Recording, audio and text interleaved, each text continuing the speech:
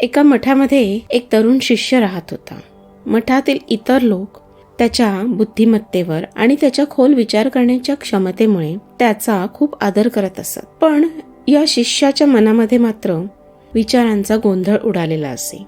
कुठलीही सिच्युएशन, कुठलाही प्रॉब्लेम असेल तर त्याच्या डोक्यात सतत अतिविचार चालू असत. तो कुठल्याही परिस्थितीचा खूप जास्ती विचार करत असे, अतिचिकित्सा करत असे. त्याच्या मनात नेहमी डाऊट्स आणि काळजी भरलेली असे. एके दिवशी त्या मठाच्या बागेची काळजी घेण्याचं काम त्याला देण्यात आलं.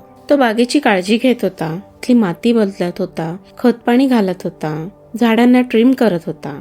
पण हळूहळू त्याचं मन भटकू लागलं. जगण्याचा अर्थ, आयुष्यातील आनंद, दुःख, भविष्याची अनिश्चितता या गोष्टींबद्दल त्याचे विचार सुरू झाले. या विचारांमध्येच गुंतलेला असा तो त्याचं काम करत राहिला. त्या विचारांमध्ये असल्यामुळे एका छोट्याशा रोपट्याकडे त्याचं दुर्लक्ष झालं. खूप साऱ्या दगडांमध्ये, खडकांमध्ये हे रोपटं जगण्याची धडपड करत होतं. त्याला जपण्याची, काळजी घेण्याची खूपच गरज होती. पण शिष्याचे काही तिकडे लक्ष नव्हते. त्या शिष्याच्या गुरुने हे पाहिले.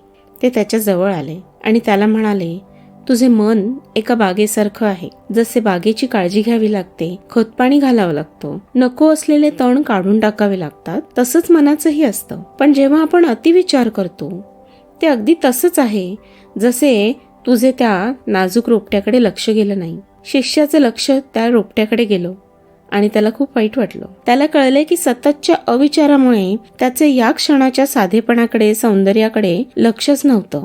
गुरु त्याला म्हणाले, अतिविचाराने मन गढूळ होतं. आयुष्याकडे बघण्याची आपली दृष्टीही मग धूसर होते. या आत्ताच्या क्षणी जी शांतता आहे, सौंदर्य आहे, आनंद आहे ते आपण बघू शकत नाही आणि गरज नसताना तणाव निर्माण होतो. शिष्य मन लावून ते ऐकत होता. विचारांच्या जंगलामध्ये हरवण्यापेक्षा आत्ताचा क्षण आनंदाने उपभोगायला शिक. या क्षणी तू जे करतो आहेस ते शरीराने आणि मनानेही तेच कर. म्हणजे मग ते बागेची काळजी घेणे असो, जेवण करणे असो अथवा लोकांशी बोलणे असो. अतिविचार थांबवल्याने तुला एक नवीन स्वच्छ दृष्टी मिळेल. त्या दिवसापासून शिष्य लक्ष देऊन आपले मन शांत ठेवू लागला. प्रत्येक क्षणाचा आस्वाद घेऊ लागला.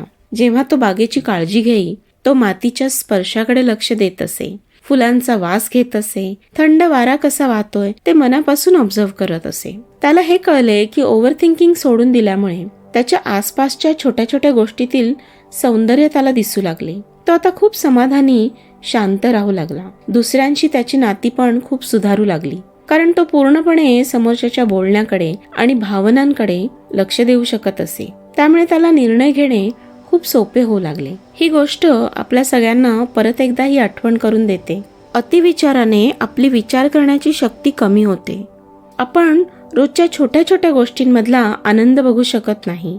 आपण माइंडफुल राहून आपले आयुष्य आनंदाने आणि समाधानाने जगू शकतो. फ्रेंड्स, आजपासून आपणही एक चॅलेंज घेऊ. दिवसातले कुठलीही 15 मिनिटं तुम्ही अतिविचार करणं बंद करा.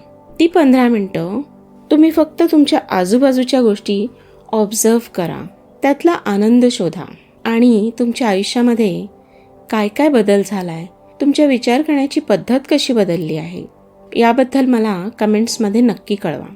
व्हिडिओ आवडला असेल तर लाईक जरूर करा आणि चॅनलला सबस्क्राईब करायला विसरू नका. Thank you for watching.